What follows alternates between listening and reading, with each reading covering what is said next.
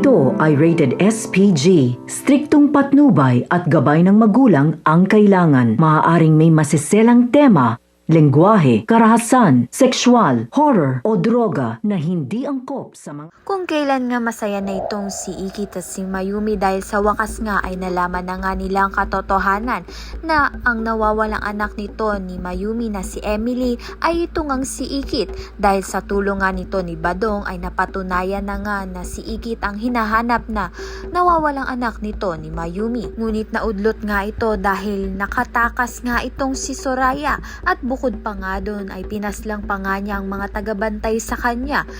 At dali-dali niya na nga ang pinuntahan nitong si Angela upang ngang itakas nga ito.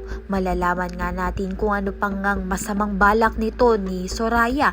Hindi pa nga siya nauubusan ng mga ideya ng masasama. Sa kabilang banda naman nga may papakilala na nga ni Mayumi itong si Ikit bilang kanyang long lost daughter. At malalaman nga natin kung ano nga magiging reaksyon nito ni Matthew at ni Drew dahil may gusto nga silang pagmamahal dito kay Ikit. Kaya naman nga ayan at iba pa ang dapat nating pakaabangan. Maraming salamat sa iyong panonood.